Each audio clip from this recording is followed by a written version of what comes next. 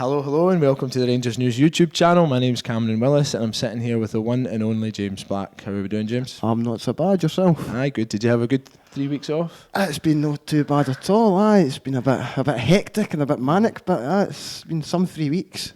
Yep. After 3 weeks of tears, tantrums and trauma coming out the East End of Glasgow, Scottish football has finally returned to Ibrox Park. To kick things off this week, we're going to start with probably the most spoken about person in Scotland, let alone Scottish football, Alfredo Morelos. Whilst Alfie's been back in Colombia, raising food and funds for the poorest people in his hometown of Sorrento, Scottish football has been kind of trying to nail him to the post for allegedly threatening to slit the throats of 60,000 Celtic fans. Between all of the kind of hubris and madness of the last 3 weeks, what is driving this kind of aggressive campaign against Morelos? There's a few different things behind it. There's a certain xenophobic tinge to it, at least. Had Morelos been a young Scottish centre-forward, would have had statues built for this guy already. Seriously, you look at Lawrence Shankland, scoring goals for fun in the Scottish second tier. And he's the second coming of Christ to some folk. He's got Scotland caps, he's linked with big moves here, there and everywhere. Then you look at Morelos, he's doing 14 goals by Christmas in the Europa League, first person ever. He's 28 goals by Christmas for Rangers. And the guy's a public enemy number one. It's ridiculous. I think one of the big things about it is there's this kind of feeling around kind of Rangers and Morelos that he is going to be the most important figure in the club's kind of title race. And I think because he's in that role, he's become somewhat of a kind of target for the press and for Celtic. And I think them trying to get him banned, everything around and all the criticism around him, I think is kind of focused around hampering Rangers' title race. I think that is the big thing. Excuse all the xenophobia, excuse all the madness. It's about the football and it's about how good this guy is and what he can give to Rangers. I disagree to a point. I mean, there absolutely is a certain element of it comes down to his footballing ability. There's no question of that.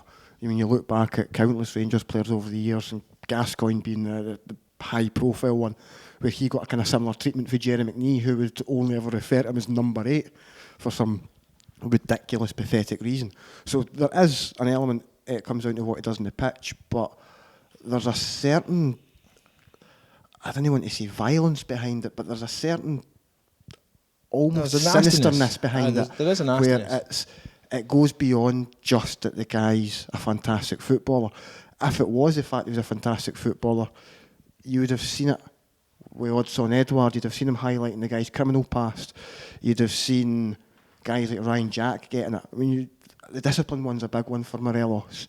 Nobody batted an eyelid when Ryan Jack got 4 red cards in 4 or 5 months. I think part of the discipline problem, though, is this nonsense behind him. I think that it's kind of pitting rival fans against him, even if it's not Celtic. Yeah, do you know what I mean? He's a pantomime bad guy. At every match, you've seen it at Motherwell, etc. But I think it's how valuable he is in this title race to Rangers, and there undeniably is a kind of nastiness to it. And it's difficult to put your finger on it, but I think that for me is the basis of it. I mean, the Chris Sutton stuff, trying to get him banned for that for the game over gesture, which has now been like reattributed as a throat slitting gesture. It's like that is literally the term people are using for it when it fundamentally meant game over.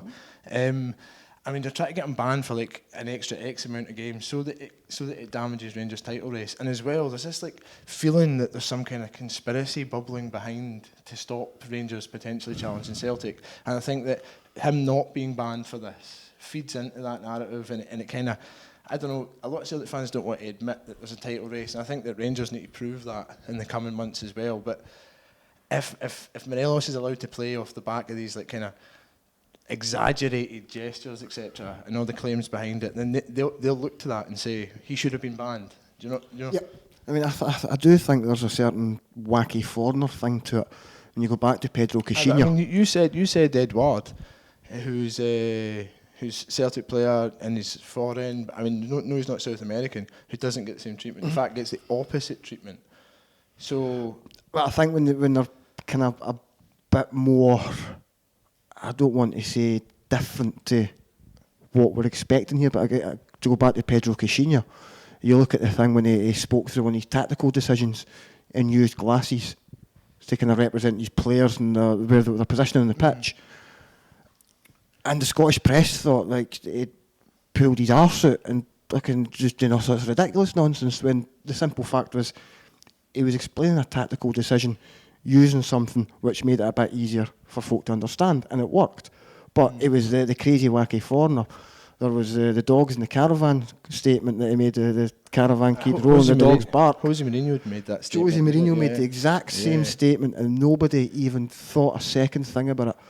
Pedro Caixinha does it, and he's this wacky mentalist for Portugal who he just doesn't get Scotland. I mean, I think, yeah, absolutely. I think they did the same kind of thing with Angelo Alessio. I think Morelos is a unique case. So kind of, there's similarities with the Caixinha thing because Caixinha was kind of painted as being angry and aggressive as well, but a lot of it comes down to the fact for me that they two, Morelos in particular, are attached to Rangers, and I think that because they're at Rangers, because he's such a powerful force for us and could be arguably the defining force if we were to win trophies this season, all this stuff is being levelled at him, and there's all these tinges around it, etc. But if Caixinha wasn't managing at Rangers, Morelos wasn't playing for Rangers, do you think there would have been as much of a backlash in the same vein that there has been? No.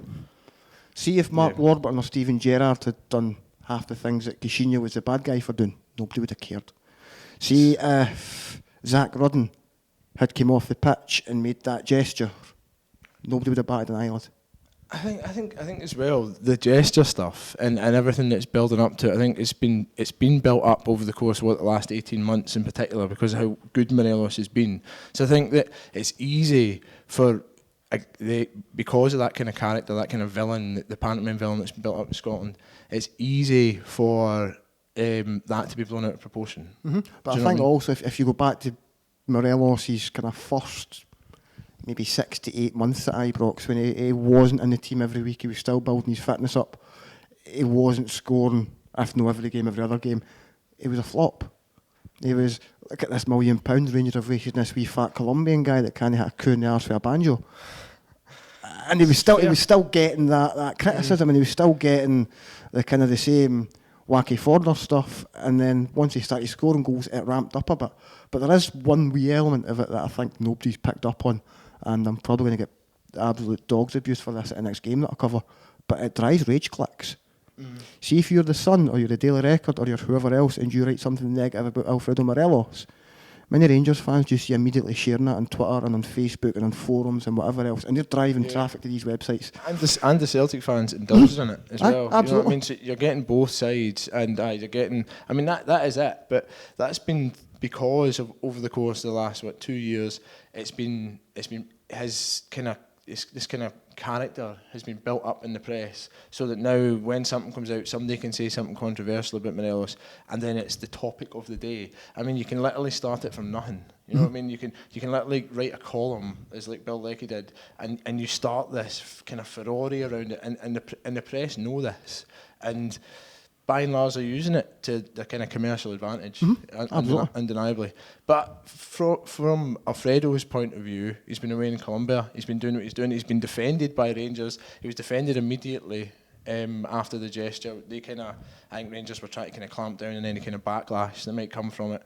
And then Gerrard defended him, Michael Beale defended him. So there has been a defence from within Rangers, but for him, he needs to use it and not kind of get too ramped up. Just towards the tail end there, he was getting kind of ramped up, despite the fact that the gesture was a nothingness, right? Just walk off the pitch, and it's this nonsense that somehow Rangers can't celebrate goals or celebrate victories against Celtic, and any time that they do, they're the bad guys. And for me, it's just been scapegoated to deal with the kind of pain. Absolute that scapegoat. What happened 3 weeks ago, and I mean, he himself just needs to focus on putting the ball in the back of the net, because the thing that winds them up more than anything else, forget the gestures, forget the kind of petulant attitude, is the goals. And as long as he keeps getting the goals, they'll get wound up, and there's nothing they can do about it. They can't try and call on the SFA. They can't try and hurt him in the press. He just needs to focus on putting the ball in the back of the net.